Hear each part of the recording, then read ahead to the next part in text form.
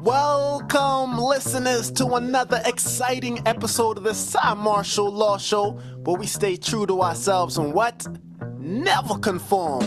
Today, we have the immense pleasure of introducing a musical virtuoso whose talents have left an indelible mark on the industry. Our guest is none other than the multifaceted Marquis Hami Dair. Born and raised in the vibrant heart of South Central Los Angeles, Hami's journey through the world of music began at the tender age of 4 with a xylophone. By the age of 15, he was already performing professionally, showcasing a prodigy-like talent that would see him master an astonishing 20 instruments. His early years were marked by collaborations with iconic artists such as Ice Cube, Prince, Stevie Wonder, and Lauryn Hill, each experience adding to a unique layer to his rich musical tapestry. Marquis's versatility is truly unparalleled. Under various aliases, he's written and arranged for legendary acts like Shalimar, Sherelle, Climax. His prowess as a songwriter and producer earned him a gold plaque for his work with Meg Thee Stallion on her hit Big Ol' Freak, a testament to his enduring influence in contemporary music. Marquis's work alongside luminaries such as Magic Johnson, Arsenio Hall, Queen Latifah, his ability to seamlessly transition between different facets of the entertainment industry is a testament to his boundless creativity and dedication. Currently residing in Philadelphia, Hami continues to inspire as a music teacher, sharing his vast knowledge with the next generation of musicians. And if that wasn't enough, he's also a gifted chef with his own culinary venture, Soul on Wheels, where he brings the same level of artistry and soul to his cooking as he does to his music. Ladies and gentlemen, please join me in welcoming the incredibly talented, endlessly creative, and wonderfully inspiring Marquis Hami Dair to the Cymarshall Law Show. Marquis, it's an honor to have you with us today. How you doing? Welcome, brother. How you doing? How you doing? Thank you for coming through. Man, my head can't even fit my cap now. My head's too big now. Yo, so for the people, well, no one knows, but I met Marquis, was it last week on the plane on my way home from doing a show in Los Angeles. And luckily enough for me that there was no one sitting in between the two of us, so we got to talking, and I found out a lot of cool things about Marquis Hami Dair. Now he's on the show. Thank you for coming through, brother. Brother, let me tell you something. And thank you, Cy, for having me. I am not a fate kind of guy or a chance guy. That was meant to be. That person who did not show for that middle seat, that was perfect for us, brother. So we could just kick it and just get to know each other. And here we are now, but thank you for the, for just all the remarks and stuff, and yes, sir. So I'm at your disposal, whatever you. I needed to let people know who you were, because you told me a lot on the plane, and I'm like, this guy's brilliant. And then I started looking up, finding all types of things. So we're going to talk from beginning to end. So to start, early beginnings, you started playing xylophone at the age of 4 and then went on to learn 20 instruments. What inspired you to start so young, and how did you manage to master so many instruments? You know what? I'm glad you asked that. My mom, she was a nurse, and she worked the graveyard shift at USC Med Center in Los Angeles, and she used to just work the overnight shift. And there was no one to watch us because my dad at that time wasn't in our lives. She had 4 boys, and how parents just kind of know. My mom just knew that I would be the son that would probably love music, because my mom was also a poet, and parents know stuff, So I remember my mom bought me that xylophone home. It was either from the gift shop or just one of the stores, but I remember she brought it to me, and she put the mallets in my hand, and she's like, Mark Xavier, you can make music with this. And I'm just looking at her smiling because it was just a toy to me. And then she took the mallets and she started hitting the keys, the little bells and stuff. And right then everything just clicked in, and I fell in love with it. And so that was my babysitter. While my mom had to work the graveyard shift, Yeah. that kept me content. Just being able to make music with the mallards, and that just grew my love for music too. I want to say that, That makes Yeah, sense. yeah, So yeah. But parents know. You see, think all my brothers, uh, uh, Bruce and Charles, were musicians as well. My brother Charles, my oldest brother, he was a bassist, and my brother Bruce, he played clarinet and reed instruments and stuff. My dad was a percussionist, so it was definitely in the bloodline. And my dad's twin brother was a church organist for Mount Zion Missionary Baptist Church. I never knew that. You know what I mean? So it's in the bloodline. gotcha. Growing up in South Central LA, besides like your own family members, who were your biggest influences and how do you think they kind of shaped your career or helped shape your career? I listened to everything. The shape of my career was a radio station called 1580 K-Day. Uh-huh. That was an AM station. And then also Stevie Wonder's radio station, KJLH. Most of my interest in music just came from listening to the radio. And my brother was like a known neighborhood guy and stuff, and he would bring his friends over to the house and watch me play keyboards. My mother brought my younger brother a little organ, toy organ, and that Bruce never used. And so I would just always play on the organ.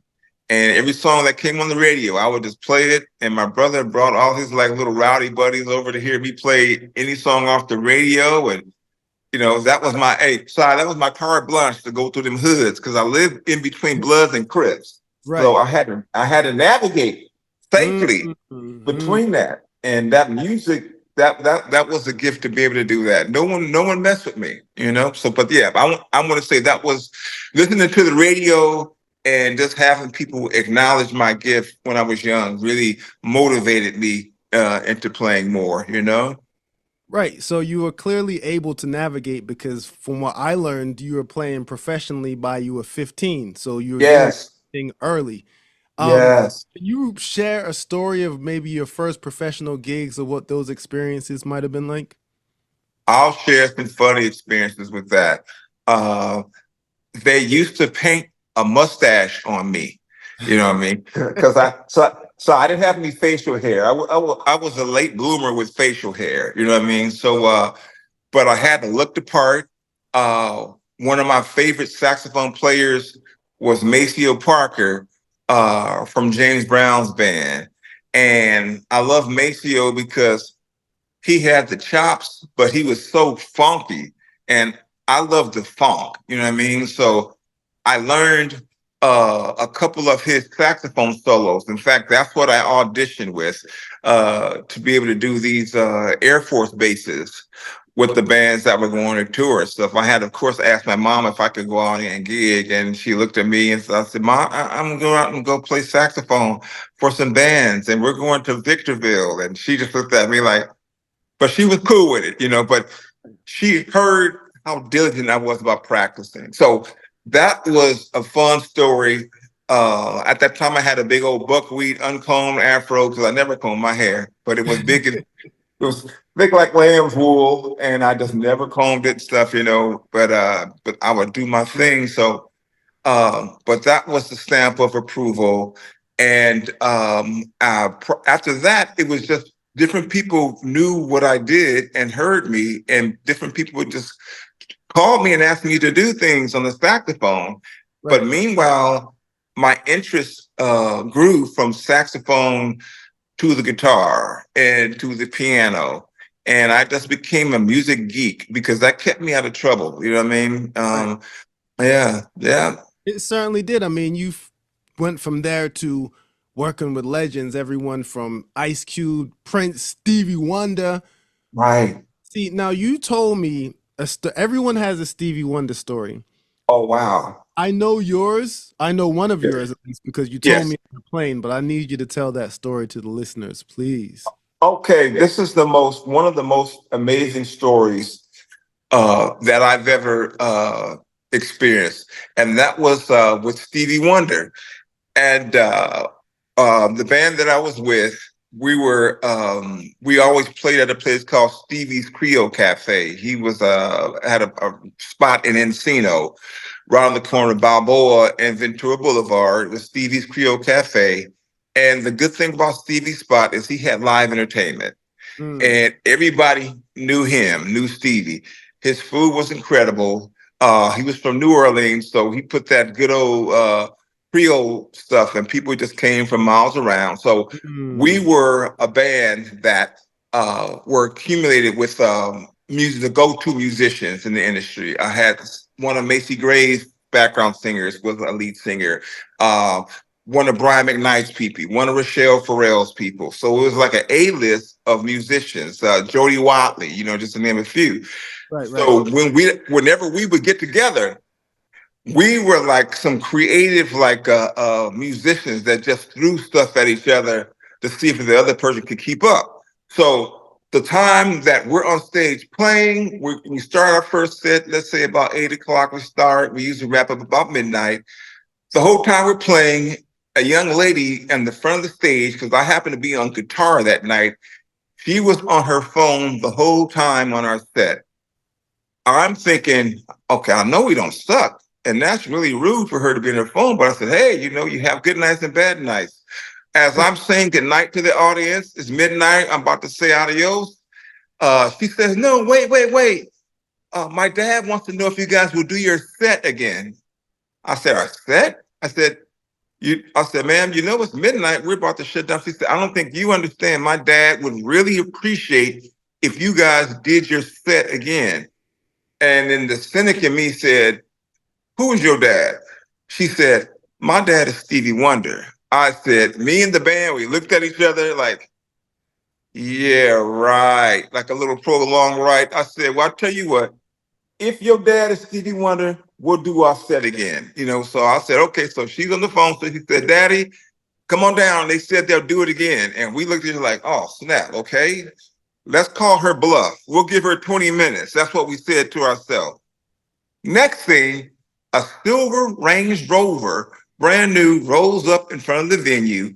A gentleman comes out from the driver's side, opens the door for the passenger, out steps in a velour gray sweatsuit, I will never forget it, with braids and dark sunglasses on, is Stevie Wonder. So now we are and we're like, Stevie, okay? Now we got our second win.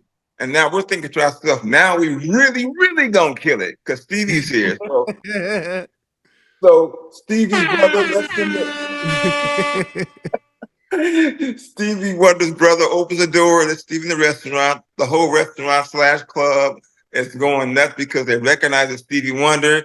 His brother helps him to the table. Applause, fanfare. I introduced Stevie Wonder as if he needed an introduction and stuff, And then we count off. I said, all right, y'all, let's get it. I said, here we go. 3, 4. We going to the set.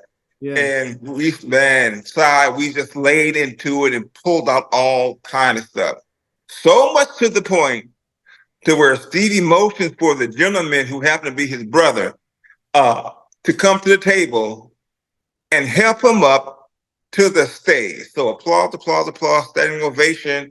And then, I'm the closest one to the mic because I'm playing guitar. I'm like, what's up, Stevie? What's up? He starts laughing. He said, hey, man, I want to sing background for you guys. Hey, sir, I said, no, sir. You don't sing background for us. We sing background for you.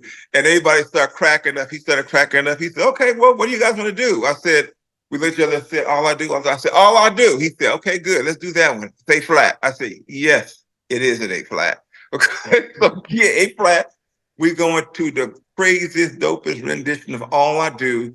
And this will tie in because of the person who was sitting in the row on their phone. So All I Do is a song from Songs in the Key of Life. Stevie killed it. I used to have photographs of that in one of my older phones. I cannot find it, but we killed it. Audience went crazy and stuff, So we go through the whole set. Stevie's brother helps him back to the table. He stays and listens to the rest of the music. And as I get ready to say goodnight again for the second time, um, I engaged the young lady in a conversation. And, it was just so amped. And I asked her, I said, excuse me, miss. I said, I don't want to be rude, but what is your name? She said, my name is Aisha. Then all of a sudden I said, Aisha. I said, I heard that in the Stevie Wonder song. I said, isn't she lovely, Aisha? She said, yeah, that's me. I said, the baby crying at the beginning of the song? She said, yeah, that was me when I was a baby. I was like, oh my God. So she gave me a big old hug, but that was Isn't She Lovely, Aisha? And that baby crying, if you ever pull up Songs in the Key of Life and pull up Isn't She Lovely and you hear that baby crying at the beginning, that was Aisha. And that was my most memorable Stevie Wonder experience. That is an incredible story. So much so, I heard it last week and I still was listening intently like I never heard it before. I love it. I love it. Thank you for sharing Yeah, that. Really appreciate. Um, yeah. so as a songwriter and arranger for acts like Shalimar and Sherelle, what is your creative process like when crafting a song? It really depends. Sometimes the inspiration will come in like a basic melody. Like, for instance, certain types of song, I may get inspired by thinking about a bass line in my head, and then I color it up in my head. And then sometimes I'll either go to my guitar or my piano, and I'll just play the chord progressions, and then the melody comes. Some songs come totally complete, and I just sit down at my desk and I just start writing down all the parts and stuff. I play it. You know what I mean? And then I'll pull up my music programming software like my Pro Tools, whatever else, and I'll just chart it out. And sometimes I will have like either my digital voice recorder with me, and I'll just hum the melody or sing a lyric and just over and over again and stuff. And I'll tell myself what I'm going to add to it. So basically, I'm giving myself production notes on my voice recorder so I can put it in the right key, get the right attitude, sonically have everything in order, and all depends. Sometimes I'm just on the guitar strumming, and a melody will come and a lyric will come to me. So the inspiration just comes at different places and stuff. That's why my bedroom is a recording studio, because I like to capture the inspiration. So to the foot of my bed is my 88 key digital piano, because I can't get a baby grand in my bedroom, but Lord, no, I want to. But so I got my digital piano. Then I look over my left, I got my violins, I got my saxophones, I got my clarinets, because I never know what inspiration that I'm going to get. Sometimes when I dream about songs, I like to be able to capture it, because you can lose it like that when you dream about stuff. So Right. I like to have it and at least pull out the digital voice recorder and at least try to retain it. So I have like about 5 or 6 digital voice recorders, so all over my bedroom and stuff. You know what I mean? So when the inspiration comes, I'll just have it. Sometimes, let's say for instance, when I was working with Eazy-E and Dr. Dre on the Eazy's album, Easy Does It, DJ Yella, he's the drummer from Compton High School. No one know that Yella is an incredible drummer. They just say NWA, thug, gangbanger. But Yella was an incredible drummer. Played jazz, played funk, played rock. Right. So Dr. Dre was working on that album with Easy, and uh, one of Easy's songs was a song called, I'll just use some language on the title of the song, Too Hard MF. I don't know if I can cuss on your program, so I'm not going to do it. So if you ever pull up Easy Does It and pull up Too Hard MF, it's just drums, me on guitar, and Easy on vocal. But the guitar was so funky, DJ Yella didn't want to put any more music to it. So it's just drums and guitar and Easy rapping, and the rest of NWA chanting in the background. Yella said, I don't want to add nothing else to this. This is way too funky. I don't want nothing to mess it up. So it just all depends on the inspiration, because when Yella played the drums, I said what I heard guitar wise was a real funky singular line riff. And that worked. And Yella said, that's it. So easy, pay me my cash, and Uh, and I was out there. Yeah, but it happens like that, you know. yeah. It happens like What's the that. name of that song again? The one you. It's called. Well, I'll just say it. Two Hard Motherfuckers. Okay, that's the Ah, name of the song. that's So what I'm. that's that's on the Easy Does It album. And I had my Telecaster. I had to use my funkiest guitar, just to give him that edge you wanted on that on the track and stuff, you know. But when you put the song and you hear those drums, um, you just understand like why I chose the sound I chose, and why DJ Yeller chose to keep it sparse. It Uh-huh. didn't need horns. It didn't need bass. It just needed just rawness and stuff. You know what I mean? So yeah. So So that's what it is. I love that answer. It was a very technical, not fulfilled, full answer. So I think Yeah. it was a great answer. Yeah. If you had before I forget, I don't want to forget this question. So that you told me about a yo-yo song that you had part of on the plane, and I believe it was "You Can't Play with My Yo-Yo." You Yes. played the bass on there. Yes. I played everything. Woo! I I went and played. listened to that before the show.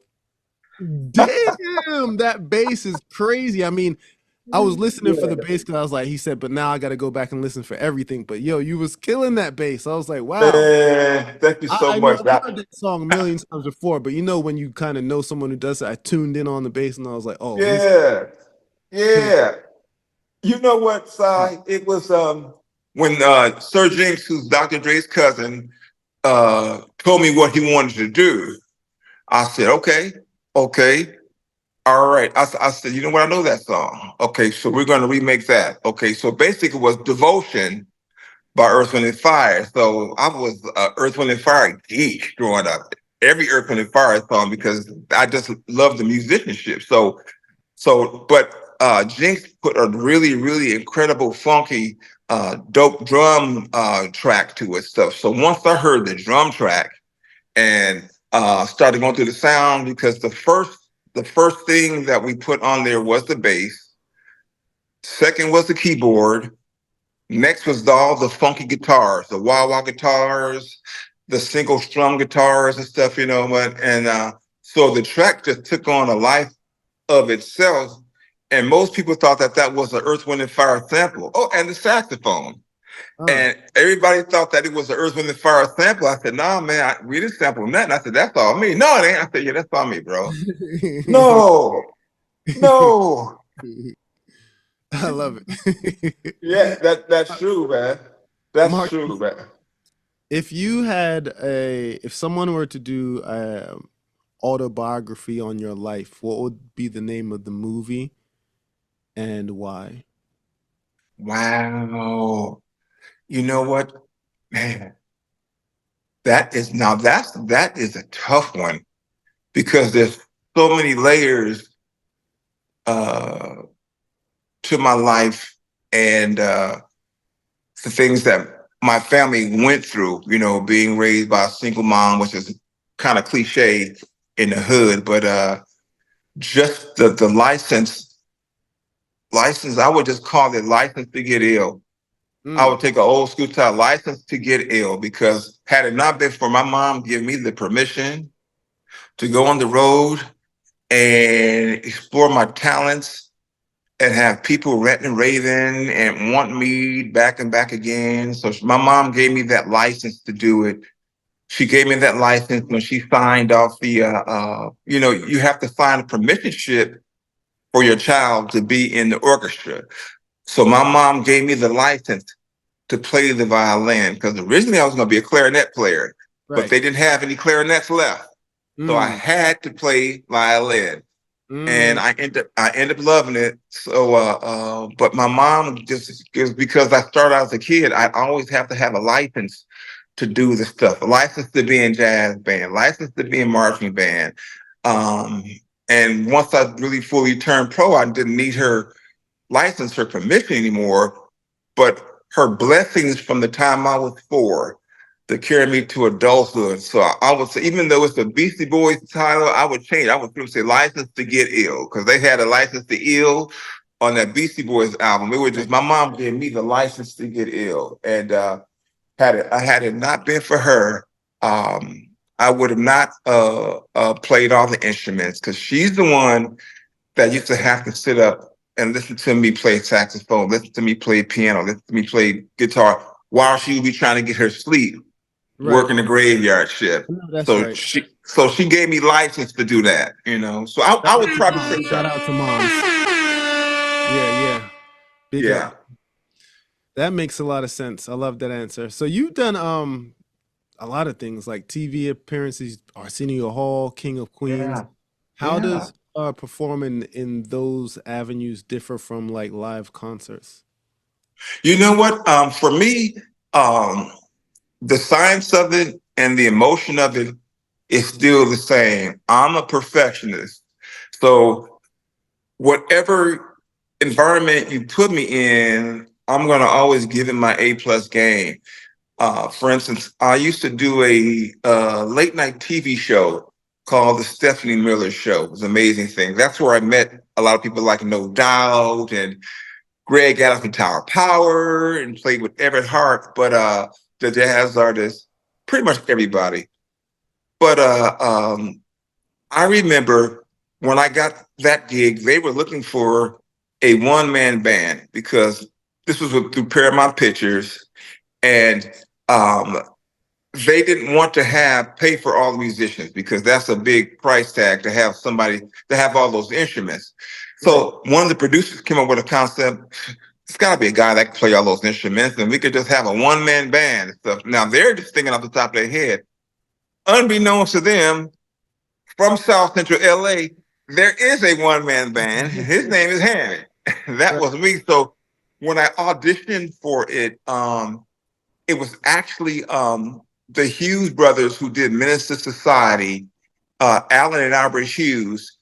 Their manager, Daryl Porter, put me in touch with the producers. So I showed up on one of the sound stages with all my stuff set up and ready for them to go. So whatever they threw at me, whatever song it was, I would hop on the piano, I would hop on the guitar, or I would hop on the bass. They said, okay, this is our guy, we got him.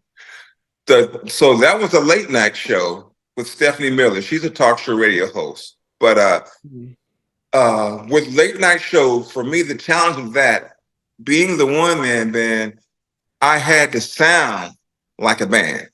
It couldn't be the little digital cheesy instruments. So I would go the night before. It would take me about 12 hours to do that. I would start the night before, program the drums so they would sound like real drummers were playing, putting real sounds together on the keyboards. I had about $250,000 worth of equipment on that sound stage, and it had to sound like a band. So I would play live bass, and everything else would be programmed.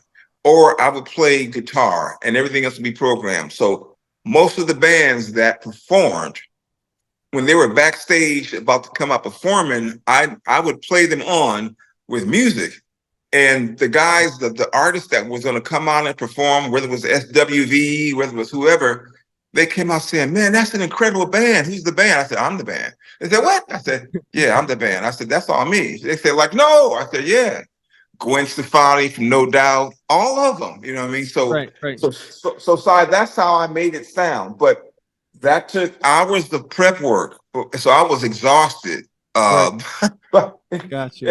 Yeah, but that was my most exciting stuff. Or I remember playing Arsenio Hall asked me to sit in on one of his episodes and stuff, you know. So I sat in, either on guitar or keyboards or something. I jammed with them and stuff, you know. So, but you know, your though, like the saying said, your gifts will make room for you. They do, but you just gotta be ready. So my point was, it's the old gangbanger saying, I stay ready, so I ain't gotta get ready. You know what I mean? So, and I've applied that to my whole life. Stay ready, because you never know when the opportunity is going to come. And I don't make no excuses, you know what I mean? So I'm just stay ready. Yeah. But that was one of my most memorable nights. Yeah, brother. True story. You have a lot of knowledge up in that brain, so it makes a lot of sense that you made the segue into teaching. What Yeah. is the most rewarding part of teaching? And also, what advice do you give to aspiring musicians? Okay, excellent. I will let them know that music is a very jealous lover.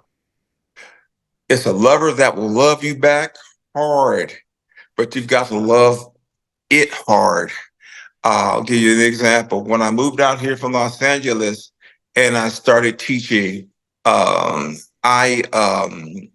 started, I put together, there was a woman, I put some signs on my truck when I drove out here from LA. I drove out here in like a little mini Ford F-150 truck.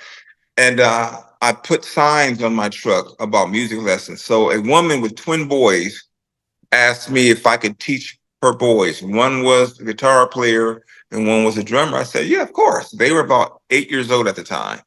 I said, sure. So I drove into Germantown, where Frankie Beverly is from. And I met the mom and I met the dad and I met the twins and we chopped it up and we talked and stuff, and we connected with each other before we got a lesson. I said, I need to teach you guys the language of music and teach you how to read because we're going to have a lot of fun doing this. I said, but I got to teach you how to read and teach you the language. And it really helps when you have students that really want to do it because as a teacher, it makes your job easier. And the reward is when you see them start to benefit from the teaching that you put down. So you they couldn't have paid me. They couldn't afford me. With my experience, Prince, Stevie Wonder, all that stuff, you can't afford me. Right. But when I see the opportunity to pour into some young spirits, my gifts, so that's what made it fun. And then the twin boys, they had a cousin who wanted to learn bass. And then after that, then there was another kid.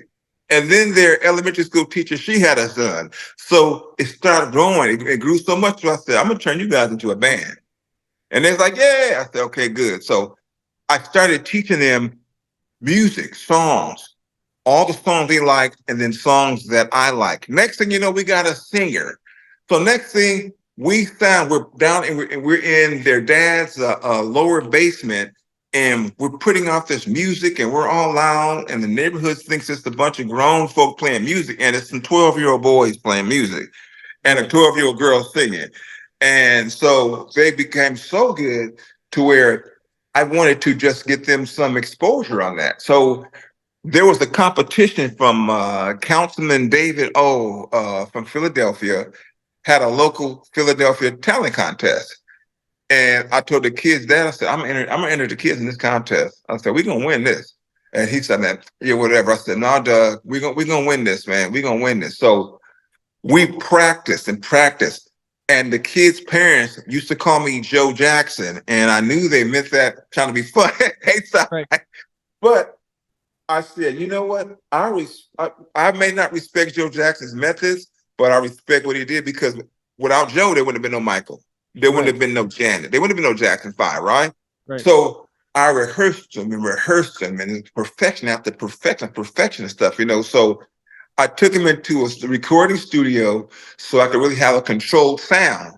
And I recorded them playing the music. And I submitted the music. I videotaped them, recorded them playing the music. I submitted the music to Councilman David O's website. So they downloaded the track with the kids playing. Next thing you know, I got an email back that Councilman O's office approved the song. And now they want to put the kids in like a little showcase, compete against some other artists. I said, oh, bring it on. Now you're talking my language. Yeah, now let's do it. So we did a talent competition, and the kids had to go head up against adult artists. I put the kids in the world music category. So we had mixtures of R&B and reggae and stuff, you know what I mean? Right. And with our own renditions and everything. But long and short of it, we submitted it, and then we had to have the talent competition. And judges came from Tennessee. These were agents. These were publishers. This was the whole network of the real deal people who came to see the Councilman Davis. Oh, so after the kids performed, there's the big day that they're going to announce the winners. So I'm just like I'm nervous, but in my heart I knew he was gonna win it because our show, they had choreography, they was singing, they was rapping, they was playing, and I just sat there. I in my seat. We were at a big arena, and they announced the second, third runner up, and my kids, their name is Jada Faith, Jada Jada Faith, which means knowledge expressed through entertainment. So it's like a name I put together for them, Jada Faith. So I remember they finally announced the winner, and now the winner is Jada Faith. I scream like a church lady. I promise you, I scream like a church lady. But we shut it down, and I asked the judges afterwards. I said, "Ouch!" And the judge said, "You know what?" She said, "It wasn't even close.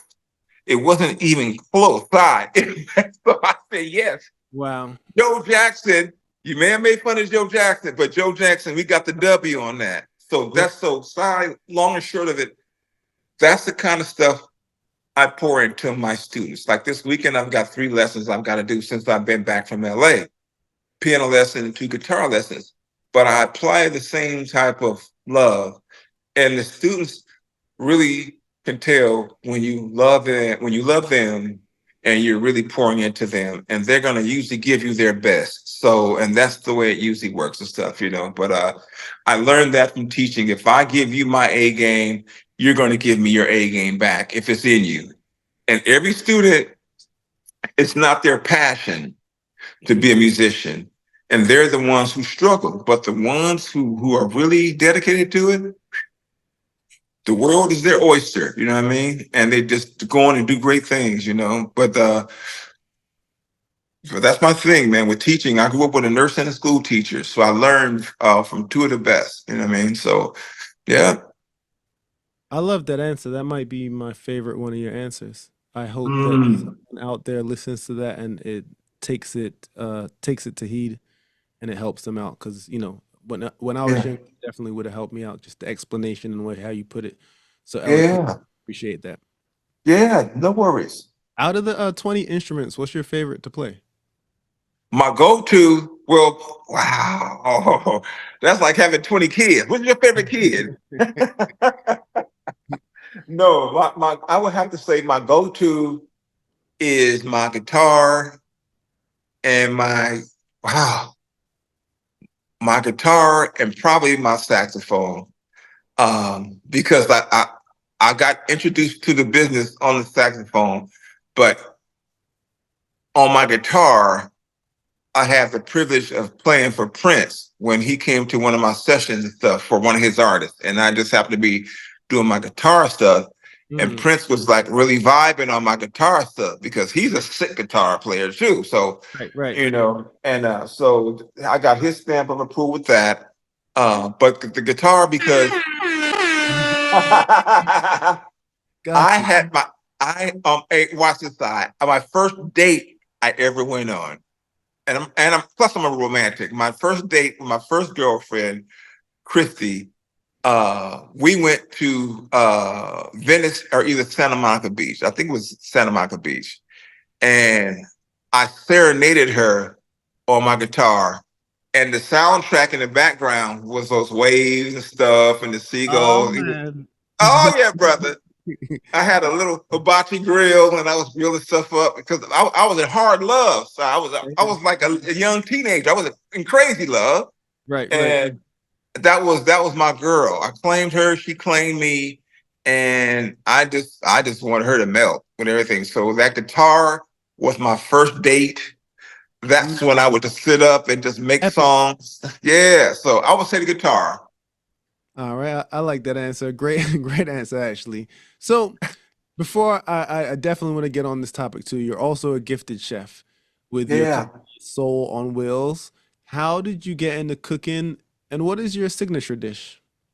You know what? Okay. So I'll answer that. I got into cooking by being the taster for my aunts and uncles and my mom. Um, Whenever they were cooking stuff up, and the kids, we'd be out there playing. For some reason, they'd always call them Mark Xavier because they were from the South. So they have to call you your first and middle name, Mark Xavier. And so I would come running in and stuff like that. Come try these ribs. Let me know what you think. So that was my uncle, and his ribs were so excellent. You didn't even need no barbecue sauce. It was just so. He babysat those ribs and he marinated them to the T. And unfortunately, he never taught anyone how to do it, but they were very consistent. So I love being around a bunch of cooks. All my aunts could bake and Uh, could cook. My mom's signature dish was her banana pudding and her potato salad. My aunt Doris could make anything. They were all just from northern Alabama, southern cooks. So my palate was developed at an early age. I knew taste. I know how stuff should taste, and I became very critical because I was around some culinary type of individuals. That's what they did, and they did it well. So, during my dating phases and stuff, my last, I was almost married like twice. And it just wasn't on me, it was on them. You know what I mean? It's like that's a hell of a story. Not bad story, but I would cook for them. You know what I mean? One of them was a server from one of the places that I played. And after the gig was over, we'd come after the gig and stuff like that. I would cook for her rather than just try to have my way with her. I would cook for her. I would say, I'm gonna prepare some stuff for you. And she would just look at me and smile, you know what I mean? Because man, when you could put it down in the kitchen like that, man, the world is your oyster. So I hooked up some incredible food for her. And I already had like some dessert and stuff already made, it wasn't like peach cobbler or something like that. But anyway, um, that let me know that I was really, really good at it, you know what I mean? And I never had any complaints. When I came out here to Philly and I started sharing my food with other people, the way that I do it, I got nothing but compliments. You know what I mean? And I said, and then what? Now this is what side. This is what changed and made me take this more serious. One of the musicians that I worked with, he worked with a lot of groups as well, and he said, "Hami, man, all right, man, please tell me you didn't give up cooking. Are you still cooking, man? You need to continue with that cooking stuff." I'm like, Isaiah, you see? He said, "Bro, you gifted with that, bro. You need to do that." And I said, "Really?" He said, "Man, trust me on that." So I said, Isaiah, I said, you know what? I'm gonna give this another go. You know what I mean? Because I've just been so busy, and I forgot about the culinary stuff. yeah. So woo, I. And you don't lose it. You know what I mean? So what did I make? I made German chocolate cake. I made some beer battered fish cod sandwiches. I had to make some tuna salad because I make it that Southern style. Um, and so it was just like a few dishes, and I had people wanting to buy stuff from me. Guy in Philly wanted to buy. I'll pay you $75 for a slab of ribs. I said, bro, I'm not gonna charge you $75. That's crazy. Like that is it is crazy. But I said, you know what? I said you gotta take this serious. So like even as I'm talking to you, I'm talking to you from my kitchen right now. So I'm waiting for all my stuff to come in. So I get everything set up and stuff.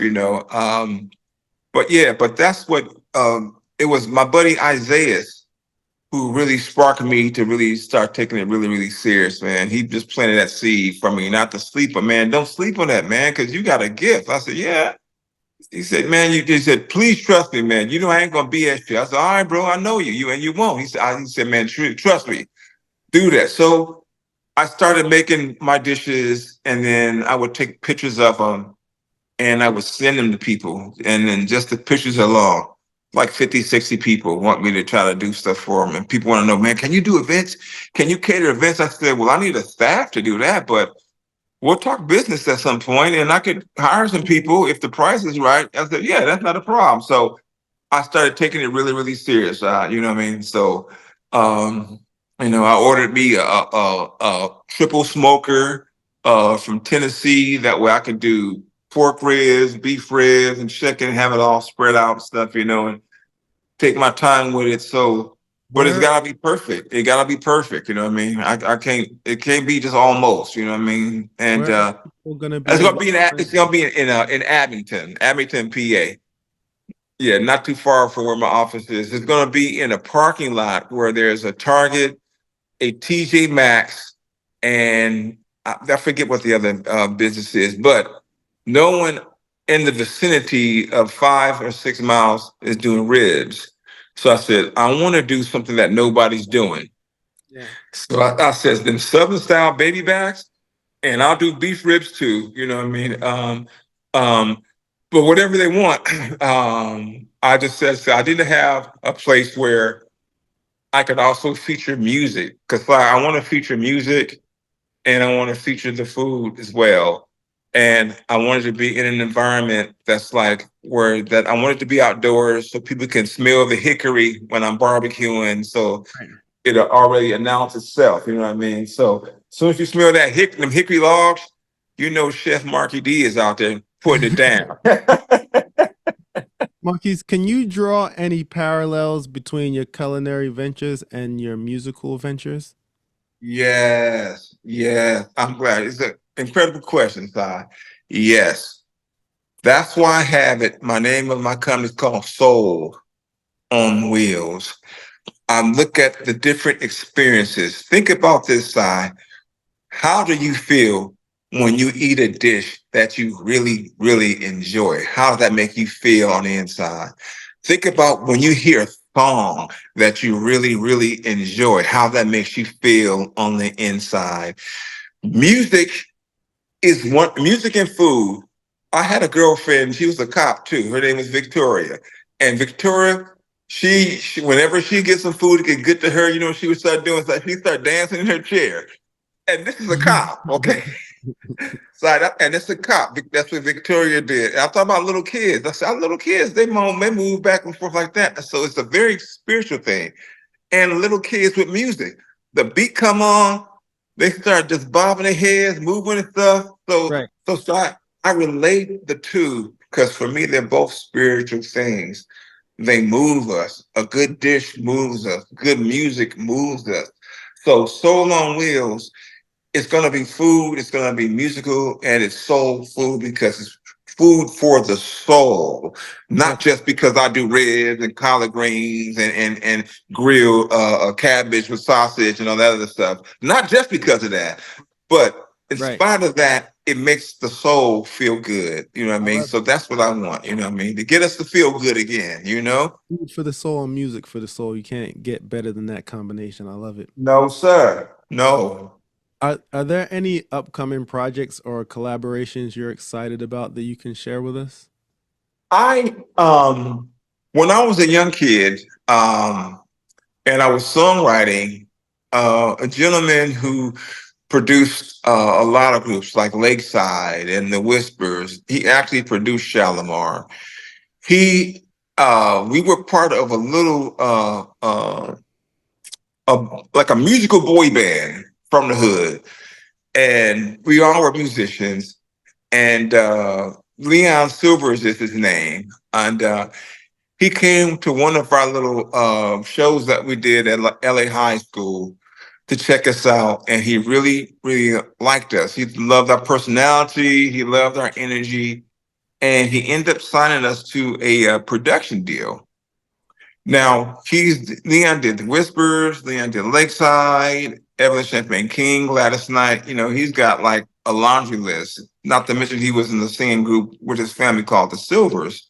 Mm. So one day, Leon asked me, because I was a studio rat. When I started going to the studio, I would just hang out and look at the microphones and look at the mixing consoles and all that kind of stuff. You know, like I was just taking it all in. And we became really close. And he asked me if was I good with lyrics? Could I write lyrics? I said, yeah, I could do lyrics. So he said, okay, I want you to finish up this song that I wrote. And it was a song for a group called Shalimar. And the name of the song was called Dead Giveaway. And he gave me like a piece of a verse. I completed the verse. They had another piece for the second verse, and I completed the second verse. And then I did the whole third verse by myself. Howard Hewitt heard the lyrics and Howard Hewitt almost did a backflip because he couldn't believe that this kid he had seen hanging around the studio could come with it like with some serious lyrics like that, you know. Right. So that was my first introduction as a younger kid. This was before NWA, any of that stuff, you know. It was just getting exposed to it, and we mentioned that your gifts make room for you. You know what I mean? And I love writing lyrics. I love poetry, and that side comes from my mom. I was able to do that, and that song was nominated for a Grammy. Mm, And so I never knew that until 2 months ago. that's crazy. How did you find out? There's a manager, an agent that I'm working with, and she's from the UK, and she had heard some music that the group that I was with Leanne when we were younger. The music was still playing over in the UK and stuff on the pirate radio stations and stuff, you know. And she just did a just research the songs. I told her, I said, "Well, I work with Shalimar." She said, "I know." She said, "You know that song you worked on? You know that was nominated for a Grammy back in the day." I said, "No, what are you talking about?" Then I researched it myself, and it was Grammy nominated. That's I had no idea back then. No idea. it's probably a few more things you probably don't know about that's been incredible in your career because you've done so much. There has to be like more Yeah, you don't know about that, like people that you've impacted just with your music. Looking back on yeah. your career, what do you hope your legacy will be, and how do you want to be remembered in the music industry? I want to be remembered as someone who gave it his all, who basically always brought the A+ game. I want to be looked at somebody who inspired people with the music, who could influence people with the music, and who just made people happy with the music and stuff. You know, it's not just about the money. I mean, because this is a business, but I know a lot of miserable people with money, but I know a lot of happy people with no money. Mm, And the joy is just the joy. I want to make the music as well as the food just bring joy into people's lives. And if it makes gazillions of dollars, I won't kick that to the curb. But I'm just like saying the money is not the motivating factor, because when the money goes, there goes your joy. right. So I do what I do because I love it. You know what I mean? And the same as with food and stuff. I mean, for instance, to really put a price tag on making a slow cooked brisket, it takes about maybe like 13, 14 hours to prepare a slow cooked brisket. Right. You have to babysit that thing. You have to make sure. And so when your name is on the line for that, you can't rush that. You can't put no 5 hour brisket together. So, but because, but because I love what I do, it's worth the sacrifice, and I just want to make people happy. I want to have as simple as when I made a guy a tuna salad sandwich. He said, "I'm not really feeling tuna salad." I said, "But you ain't had it the way I hook it up." And he just gave me that little cynical look. I said, "All right." I said, "I'm gonna hook some up for you tomorrow," and I hooked it up the way my mom showed me how to make it. Woo! He wanted me to make a big old pot of it for him. Seriously, a pot of it. I said, "Bro," but it's that that joy, because the same kind of joy that I had whenever my mom would make tuna fish sandwiches, I said, when I make them, I'm gonna make tuna like my mom make it. It's not gonna be like Subways. It's not gonna be like the little sandwich shop places. I'm gonna put the soul into it. You know what I mean? I So, love, I love some tuna fish sandwiches. So you speaking, oh brother, I'm gonna hook you up, side. You gonna come all the way from Jersey. I'll be like, here they go. I used to tear tuna fish sandwiches up when I was a kid. Like You're I gonna love these. ate Si, them up. I guarantee you. I guarantee you, Si, you will love these. You know what I mean? I'm, We'll communicate on that stuff. You know? I bet. All right, so Yeah. that was the end of all my serious questions. I just got like some unserious questions. I play a game where I say a word and you just give me the first word that comes to mind when I say the random word. Uh You ready? oh. Okay. West Coast. Misunderstood. Universe. Eternal.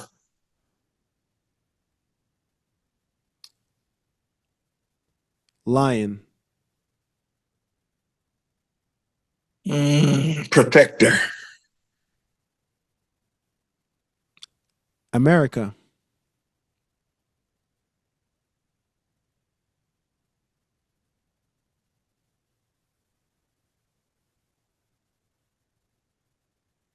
Still developing. Favorite movie.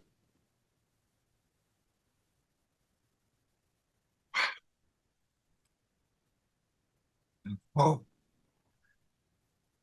Oh wow. I'll say my favorite movie was Godfather 1. Bob Marley.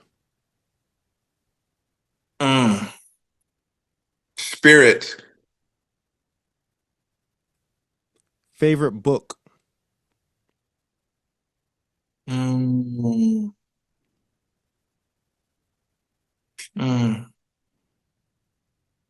My favorite book. On These I Stand by County Cullen.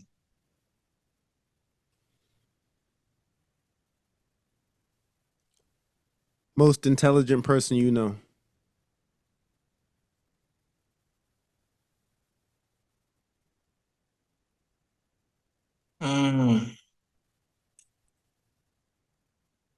Most intelligent person that I know.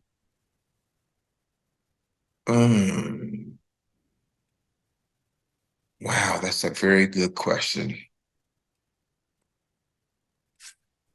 Is that alive or past? Doesn't matter. Whatever pops into your head. My mom. Love.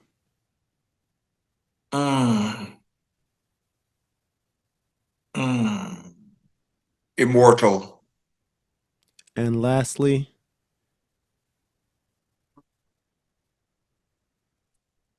guitar. My best friend. I love it. I love it. Well, my brother, I appreciate you coming through to the show. This is one of my favorite interviews. I can't wait till the listeners start responding and let me know what they think, because I know it's going to be a good one. They I hope so. I hope is, so. Is there anything else you wanted to get across to the people before we end out today? No, you know what? I just want to say, just keep loving, keep living, and keep living your best life. Your best life. That's yours. What's in it for you is yours, and no one can take that from you. And your gifts will make room with you, but live your best life. I love it. I love it. Yeah. Well, my name is Cymarshall Law. That is Marquis, Hami, Dair. We love y'all. Peace, love, and positive energy. And we out like that. Peace. All right, brother. All right. Thank you, Cy. Thank you, my Appreciate brother. it. You got it, brother. Thank you. You're welcome. Peace. All right.